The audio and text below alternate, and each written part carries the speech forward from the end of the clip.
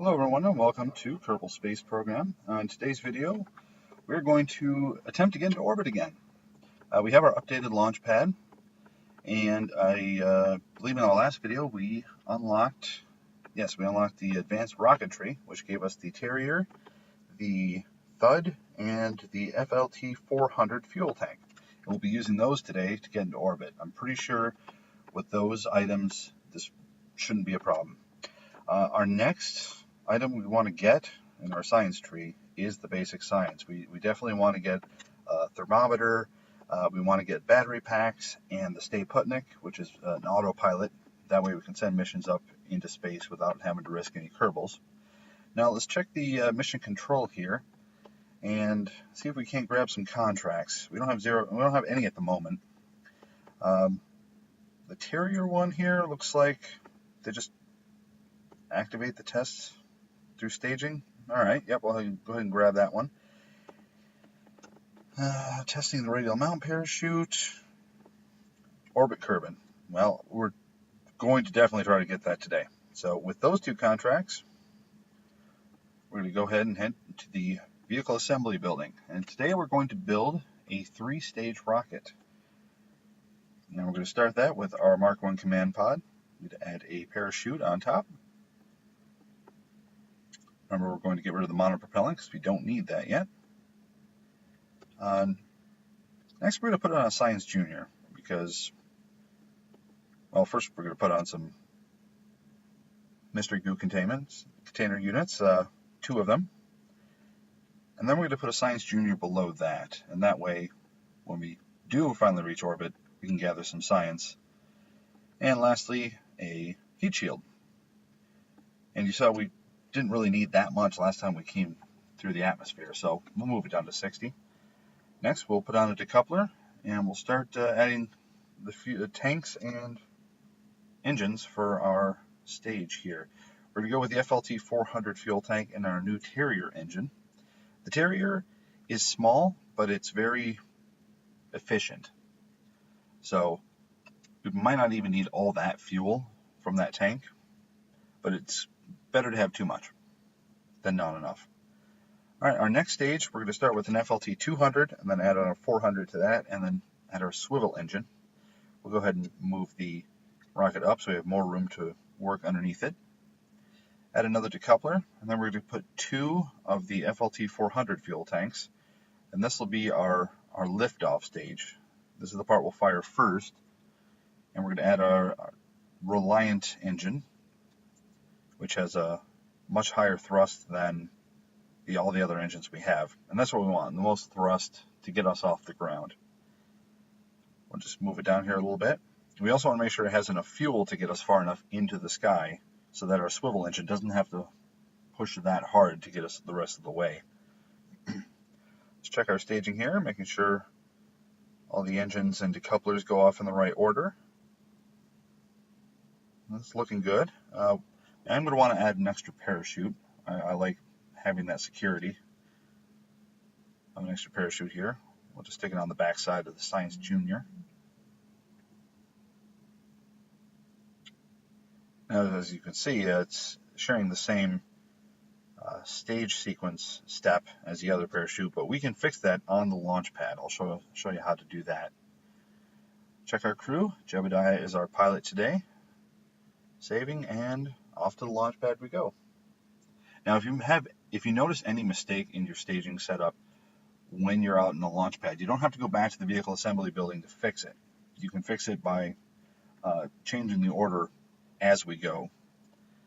But let's see, for now we just went full throttle, turn on SAS, and up we go.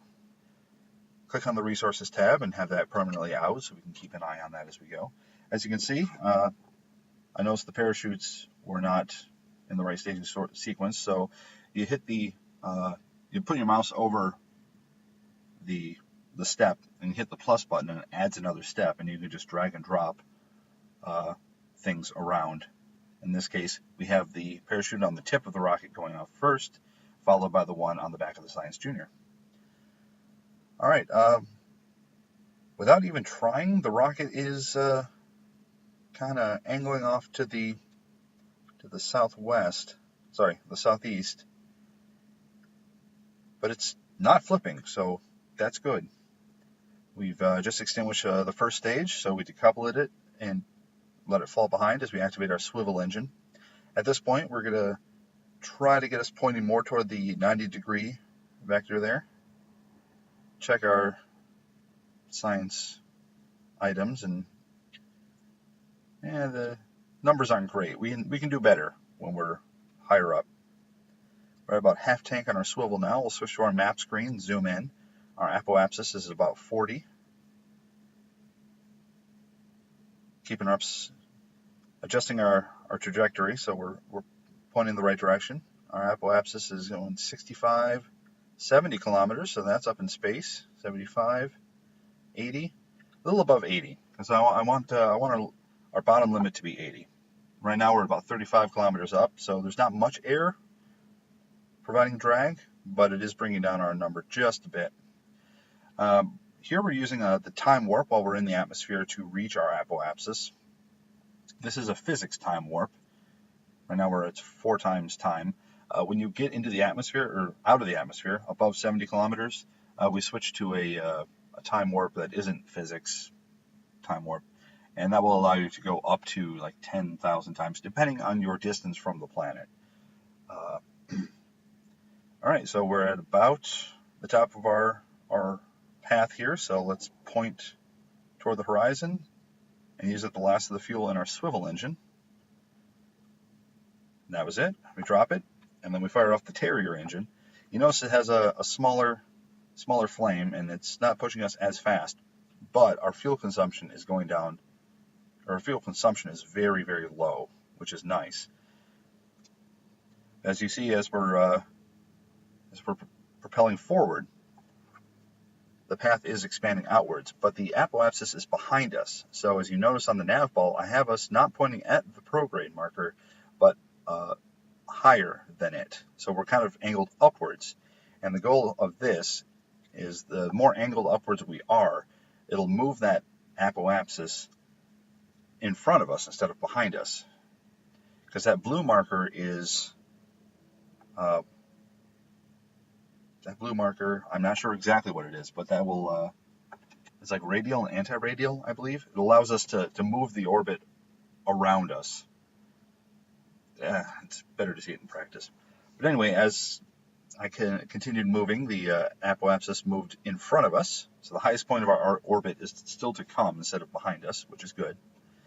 It's at the apoapsis that we want to be burning straight prograde, and that will give us the maximum efficiency when the orbit is moving outwards, as you can see it doing right now.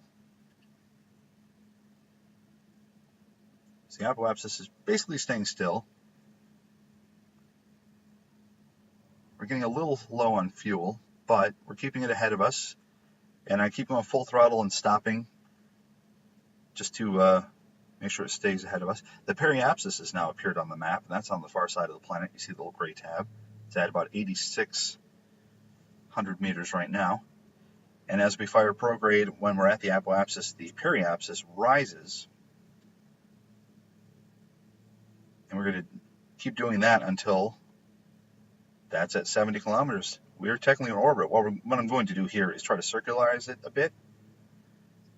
And there we go. Our periapsis is now at 77 kilometers, and our apoapsis is about 80 or so, 86. We did it. We're in orbit. Let's go ahead and grab some science here.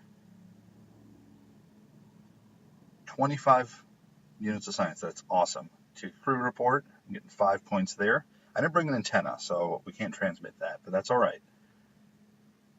10 out of the Mystery Goo science container. That's great. As you can see, our fuel will have just enough to deorbit our craft, which is good. Because if we get up here without any fuel, we're kind of stuck, and that's when we have to plan a rescue mission. Look forward to that in a future video.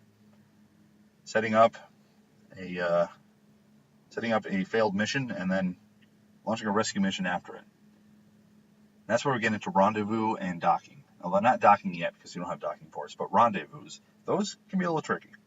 All right, on the map screen, we can take a look at our entire orbit around the planet. Apoapsis at 83 kilometers. You noticed how the apoapsis and periapsis markers switched really quick? And that's because as we were firing our engines prograde at our apoapsis, our periapsis went farther away from the planet than our apoapsis did.